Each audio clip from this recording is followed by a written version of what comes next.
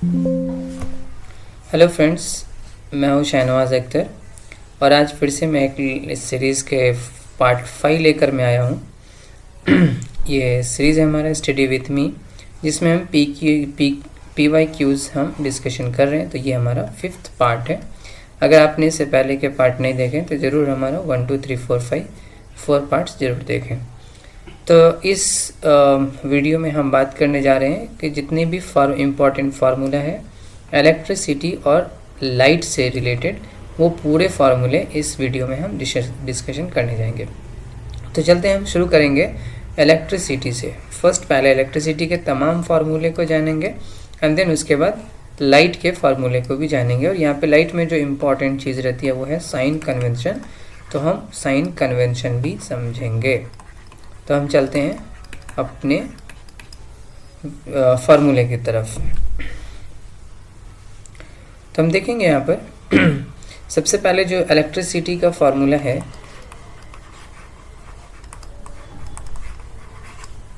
Electricity. तो ये जो इलेक्ट्रिसिटी में हम क्या क्या देखेंगे यहाँ पर, तो हम जानते हैं कि इलेक्ट्रिसिटी क्या होता है, फ्लो ऑफ चार्ज होता है। तो सबसे पहले चार्ज के लिए एक फार्मूला आता है कि कोई ऑब्जेक्ट है और इस ऑब्जेक्ट पर बहुत सारे चार्ज पार्टिकल या तो नेगेटिव या पॉजिटिव चार्ज होंगे, इधर इनसाइड या आउटसाइड। तो यहाँ पर टोटल चार्ज कितना होगा, तो हम बोलेंगे टोटल चार्ज जो है वो क्या है, क्यू है। तो किसी बॉडी पर जो टोटल चार्ज क्यू होगा, और ये जो चार्ज है ये सिंगल चार्ज है, और तो ये चार्ज ऑफ इलेक्ट्रॉन के इक्वल है। तो हम बोलेंगे कि जो टोटल चार्ज होता है वो होता है NE। इसको क्वांटाइजेशन ऑफ चार्ज भी बोलते हैं। ये पहला फार्मूला होगा। यहाँ पर Q क्या है, तो Q जो है वो टोटल चार्ज ऑन बॉडी है, total charge on the body, right. और N जो है वो है नंबर ऑफ इलेक्ट्रॉन, और E है चार्ज ऑन इलेक्ट्रॉन।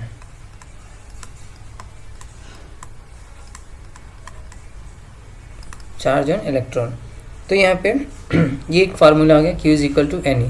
हमें याद रखना है कि जो E की जो वैल्यू होती है वो होती है 1.6 इंटू 10⁻⁻19 कूलॉम। तो ये E चार्ज ऑन 1 इलेक्ट्रॉन जो है ना वो इतना होता है, ठीक है। अब हम चलते हैं यहाँ पे। तो यहाँ से हमारे पास कई फार्मूला हो जाएंगे। अगर हमें N फाइंड करना है तो N के लिए हम डायरेक्ट लिखेंगे Q/E, यानी total charge and charge on electron by charge on electron. तो ये डायरेक्ट फार्मूला हम यहाँ से फाइंड कर सकते हैं। अब दूसरा फार्मूला हमारा वो है इलेक्ट्रिसिटी का। तो इलेक्ट्रिसिटी क्या होता है कि कोई भी एक कंडक्टर है, suppose there is a conductor, और यहाँ पे बहुत सारे चार्ज हैं जो क्या हो रहे हैं, मूव हो रहे हैं, लाइक इलेक्ट्रॉन के फॉर्म में जब मूव हो रहा है। तो यहाँ पे जब मूव होता है तो इसके ऑपोजिट साइड में एक करंट, इलेक्ट्रिक करंट जो है वो फ्लो होता है जब प्रोड्यूस।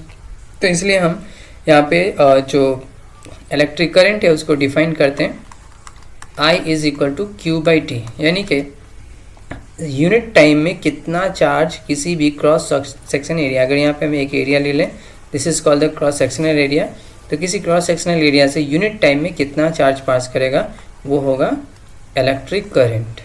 तो इलेक्ट्रिक करंट को हमेशा I से डिनोट करते हैं। तो ये हमारा इलेक्ट्रिक करंट, एंड आपको Q तो मालूम ही है कि Q क्या है,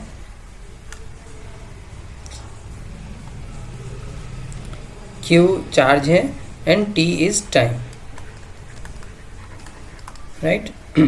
तो ये फार्मूला हो गया I is equal to Q/T। तो यहाँ से फिर से हम ले सकते हैं I इज इक्वल टू क्या हो जाएगा formula, Q is equal to I into T। ये भी एक फार्मूला है कि जो अगर आप देखेंगे आपके बुक का 10th क्लास के जो बुक है उसका जो पहला क्वेश्चन दिया हुआ है इंडेक्स में, इंडेक्स क्वेश्चन है वो इसी फार्मूला पे बनता है, Q is equal to IT। तीसरा फार्मूला यहाँ से लेंगे वो हमारा वोल्टेज या पोटेंशियल डिफरेंस के लिए। तो हम जानते हैं पोटेंशियल डिफरेंस क्या होता है, work done. Potential difference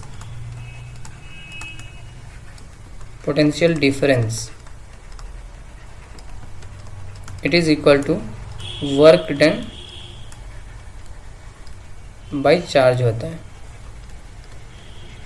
work done by charge, इसलिए पोटेंशियल डिफरेंस को V से डिनोट करते हैं and W is the work and charge जो हो जाएगा वो Q होगा। स्मॉल q या कैपिटल Q दोनों भी लिख सकते हैं।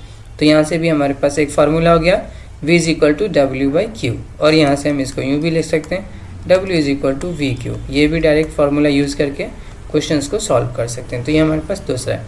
ये जो है V क्या है, तो ये पोटेंशियल डिफरेंस है and W is what, this is work done and ये Q जो है वो चार्ज है, वो हमें मालूम है। तो ये 3 फार्मूले हो गए, इसको याद रखना है। नेक्स्ट जो हमारे पास फार्मूला है वो है ओम्स लॉ से रिलेटेड है। अब देखिए ओम्स लॉ क्या कहता है,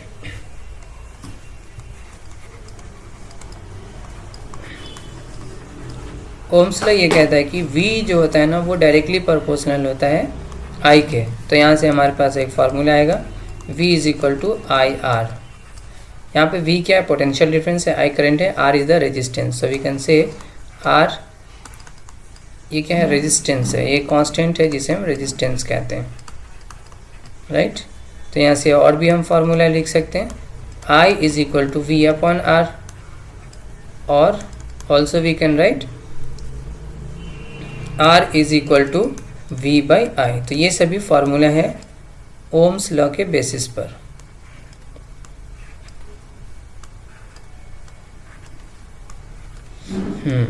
ये सभी फार्मूला है ओम्स लॉ के बेसिस पर।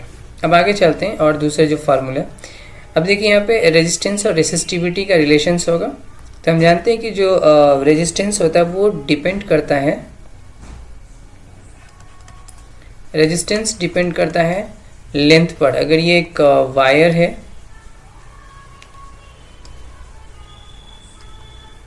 इसका ये क्रॉस सेक्शन एरिया है जो कि A है, और इसका अगर लेंथ हम L ले लें, राइट, तो इसमें जो रेजिस्टेंस होगा तो वो जो होगा डायरेक्टली प्रोपोर्शनल होता है लेंथ के, और जो रेजिस्टेंस होता है वो इन्वर्सली प्रोपोर्शनल होता है एरिया ऑफ क्रॉस सेक्शन के। तो यहाँ से R जो हो जाएगा, अगर हम दोनों को एक साथ लिखें तो ये R इज इक्वल टू क्या हो जाएगा, R डायरेक्टली प्रोपोर्शनल हो जाएगा L बाई A के। सो यहाँ से हम इसको इक्वेट कर सकते हैं और ये हो जाएगा रो L बाई A।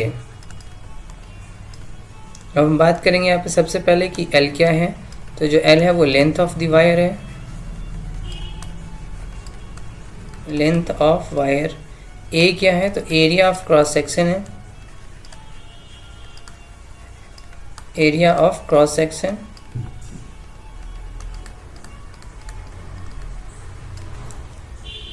और रो जो है वो क्या है, रेसिस्टिविटी है।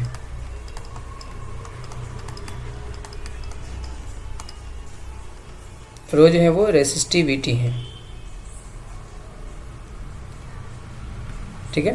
तो ये मेरे पास फार्मूला आ गया, R is equal to rho L by A।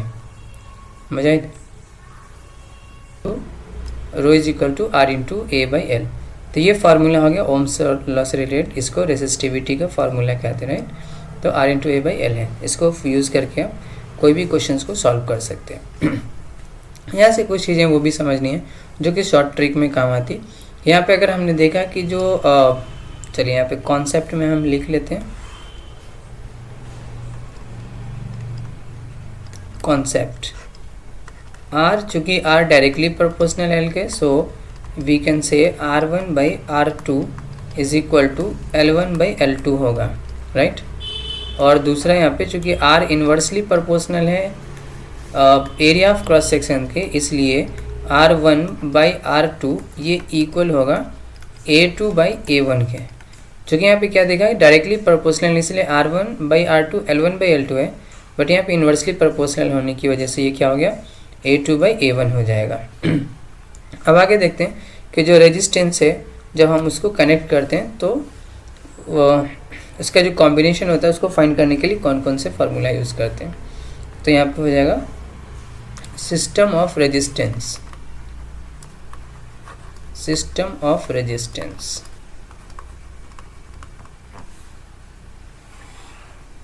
System of resistance में एक तो हमें मालूम है कि सीरीज कॉम्बिनेशन होता है, सीरीज कॉम्बिनेशन। अब सीरीज कॉम्बिनेशन क्या होता है, बहुत सारे रेजिस्टेंस हैं जो कनेक्ट होते हैं एंड टू एंड, जैसे कि ये कनेक्टेड है, राइट। इसको R1, R2 और R3 बोलेंगे। तो जब बहुत सारे कनेक्टेड होते हैं सीरीज़ में, तो हम याद रखेंगे कि इसमें क्या होता है कि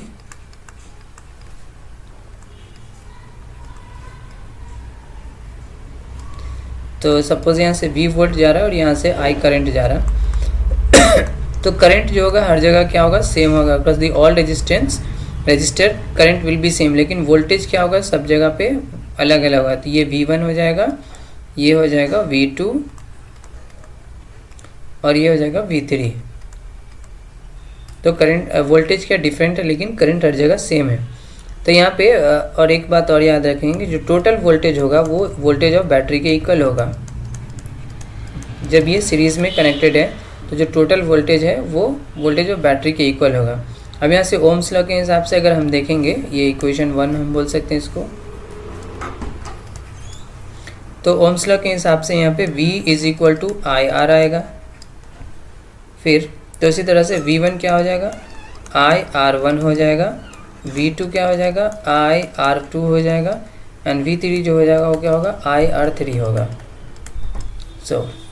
तब अगर हम इन सबको इक्वेशन 1 में अगर हम सब्स्टिट्यूट कर दें तो ये हो जाएगा IR is equal to IR1 plus IR2 plus IR3। तो यहाँ से हम लिख सकते हैं IR is equal to, I common ले लेंगे, so the R1 plus R2 plus R3 हो जाएगा। यहाँ से I और I कैंसिल हो जाने की वजह से तो R जो हो जाएगा वो क्या होगा, R1 plus R2 plus R3। तो याद रखेंगे कि अगर रजिस्टर जो है वो सीरीज़ में कनेक्टेड हो तो जो उसका टोटल रेजिस्टेंस होगा उसके इंडिविजुअल के सम के इक्वल होगा। अब कुछ चीज़ें हैं जो यहाँ पे याद रखनी है, वो ये है कि अगर बहुत सारे रजिस्टर्स यहाँ पे कनेक्टेड हैं तो जो टोटल रेजिस्टेंस है वो क्या होगा, so remember it, total resistance is always greater than the greatest value।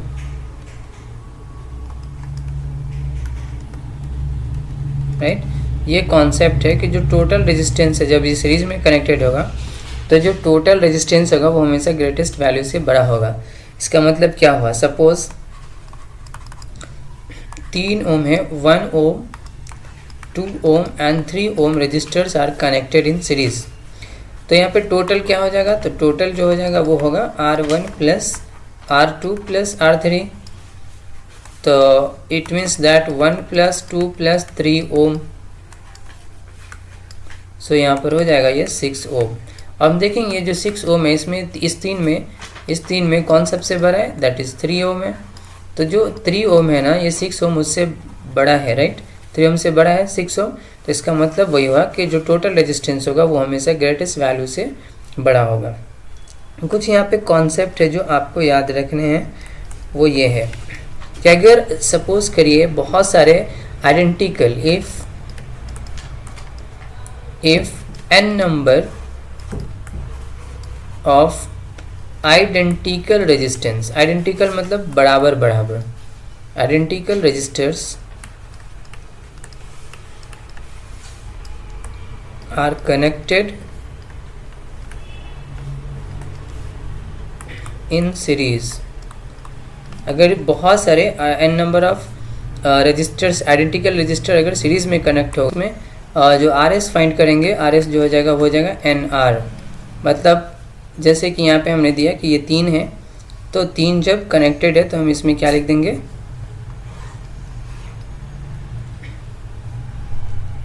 तो ये 3 जो कनेक्टेड है यहाँ पे सपोज करें तो ये ओके। तो जितना भी रेजिस्टेंस है और जितने नंबर ऑफ रेजिस्टर्स को मल्टीप्लाई कर देंगे तो ये हमारे पास टोटल रेजिस्टेंस आ जाएगा। अब चलिए हम देखते हैं पैरेलल कॉम्बिनेशन में।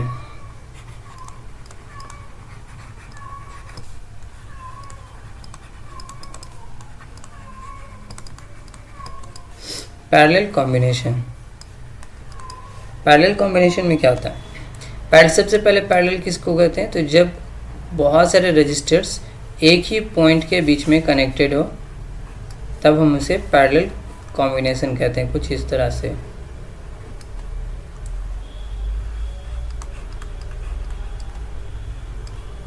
तो हम देखेंगे यहाँ पर ये V वोल्टेज यहाँ से जा रहा है और ये I करंट जा रहा है। ये R1 है, ये R2 है और ये R3 है। तो जब इस तरह से, तो याद रखिएगा यहाँ पे करंट क्या हो जाएगा? डिवाइड हो जाएगा। So current will be different. यहाँ पे I1 जाएगा, यहाँ पे I2 जाएगा और यहाँ पे I3 जाएगा। एंड जो टोटल करंट होगा वो इक्वल होगा करंट ऑफ दी सर्किट के।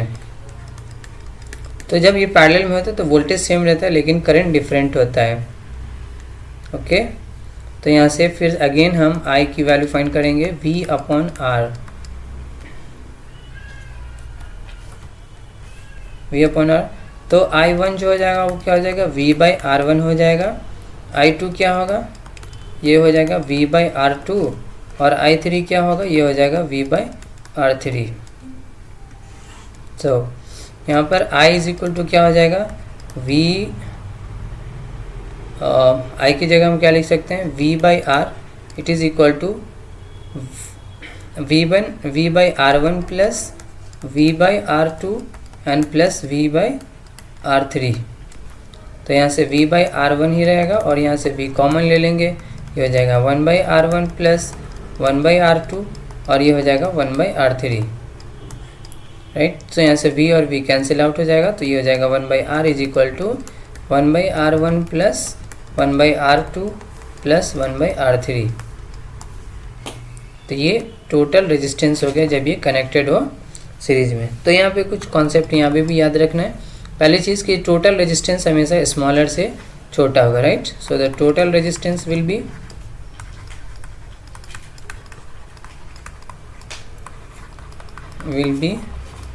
smaller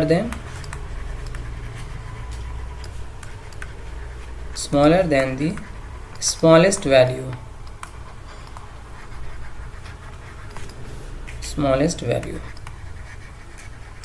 और उसके बाद अगर बहुत सारे n number of resistors are connected in series parallel, if n number of resistors are connected in parallel, तब जो टोटल रेजिस्टेंस होगा वो हो जाएगा R/N। तो जो रेजिस्टेंस की वैल्यू है और कितना रजिस्टर कनेक्टेड है उसे डिवाइड कर देंगे तो हमारे पास R/N की वैल्यू आ जाएगी। इसके अलावा एक और फार्मूला है। मान लीजिए कि अगर सिर्फ 2 रजिस्टर्स कनेक्टेड है, only 2 registers are connected in parallel, कुछ यूं,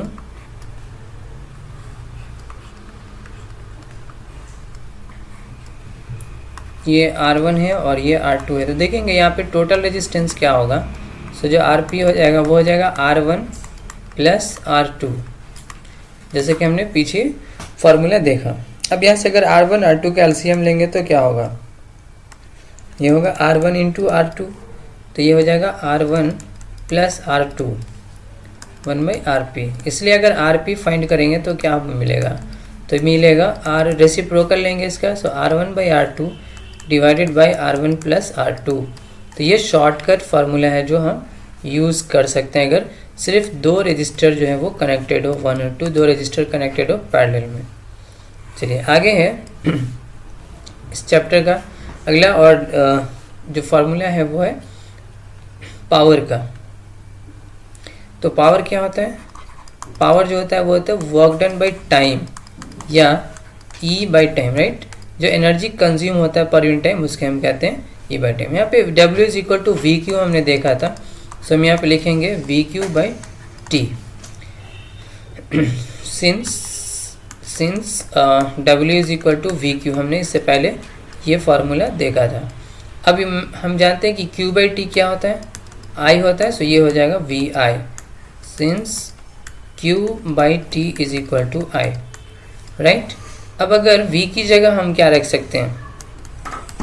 v की जगह because i is equal to क्या होता है, i is equal to I R होता है, सो हम v इज इक्वल टू क्या होता है आई आर, तो हम यहाँ पे रखेंगे आई आर इंटू आई, क्योंकि v is equal to I R होता है। सो ये हो जाएगा I square R, p is equal to हो जाएगा आई स्क्वायर आर। तो ये दो फार्मूले हो गए। अब हम इसी फार्मूले में i की जगह के वी आर रख सकते हैं, so we can write here v into V upon R, since i is equal to v by R होता है। ओके, तो इसलिए यहाँ से p इज इक्वल टू क्या हो जाएगा v स्क्वायर बाई आर। तो ये भी हमारे पास पावर का फार्मूला हो गया। तो ये सारे पावर के फार्मूला है, ये है और ये है पावर का फार्मूला। अब चलिए आगे देखते हैं हीट में। ये heating effect of electric current है। इस चैप्टर का आखिरी फार्मूला होगा आई स्क्वायर आर टी होता है, राइट। जो हीट होता है वो होता है आई स्क्वायर आर टी। इसका मतलब ये हुआ कि हीट, इसको कहते हैं heating effect of electric current. तो जो यहाँ से हम बोल सकते हैं कि जो हीट होता है वो आई स्क्वायर का डायरेक्टली प्रोपोर्शनल होता है, हीट जो होता है वो आर का जो है डायरेक्टली प्रोपोर्शनल होता है, और heat is directly proportional to the time. अब देखिए यहाँ पे और भी फार्मूला हम यूज़ कर सकते हैं। आई की जगह पे क्या रख सकते हैं, वी नो दैट कि जो आई होता है वो क्या होता है वी अपॉन आर होता है। So we can write here H is equal to V square by R square R T. तो आर से आर कैंसिल हो जाएगा, तो यहाँ हो जाएगा H is equal to V square R into T. ये भी एक हीट का फार्मूला है। अगर हम इसको आर को चेंज कर दे वी के फॉर्म में तो क्या हो जाता, तो because R is equal to V upon I, so we can also write here H is equal to I square into V by I into T. तो देखो आई से आई कैंसिल हो जाएगा, so the H is equal to क्या हो जाएगा we I T. ये भी एक फार्मूला हमारे पास आ गया। तो ये सभी हीट के फार्मूला है जो आपको याद रखना है। अगर ये सारे फार्मूले आप याद रखेंगे तो आसानी से आप इसको कर सकते हैं। एक और है जो कन्वर्जन है जूल का, जो वी नो दैट के जो जूल होता है और किलोवाट आवर में क्या डिफरेंस है, तो वो कन्वर्जन है यूनिट का। तो हम देखेंगे यहाँ पर we know that 1 kilowatt hour it is equal to 1 unit. तो इसको जूल में कितना कैसे कन्वर्ट करेंगे, तो हम जानते हैं कि किलोवाट क्या होता है। तो we can write here kilowatt hour, that kilo means 1000, so this is 1000 watt into 60 into 60 second. इसका मतलब हुआ 1 2 3 4 5 10 to the power 5 watt into 36 second. तो हम इसको यूँ लिख सकते हैं, that is 36 into 10 to the power 5 watt second. इसी को हम जूल भी कहते हैं। तो ये हो जाएगा 3.6 इंटू, यहाँ पे जब पॉइंट डालेंगे तो एक जीरो यहाँ आ जाएगा, 10⁻6 जूल। तो ये कन्वर्जन हो गया 1 किलो वाट आवर का। सो हम कह सकते हैं 1 किलो वाट आवर जो है वो इतना के इक्वल होता है। तो ये सारे फार्मूले थे जो हमने देखे। आप इस पूरे फार्मूले को कर लिए तो कोई भी क्वेश्चन आपसे नहीं छूट सके, इसलिए पूरे फार्मूले को अच्छे से रिवाइज करना है, देखना है। तो ये इस वीडियो में इतना ही है। हम नेक्स्ट वीडियो में लेकर आएंगे लाइट के पूरे फार्मूले, हम ज़रूर लेकर आएंगे पार्ट 6 में। तो इसलिए अगर आपने अभी तक हमारा चैनल सब्सक्राइब नहीं किया तो ज़रूर सब्सक्राइब करें। Thank you so much.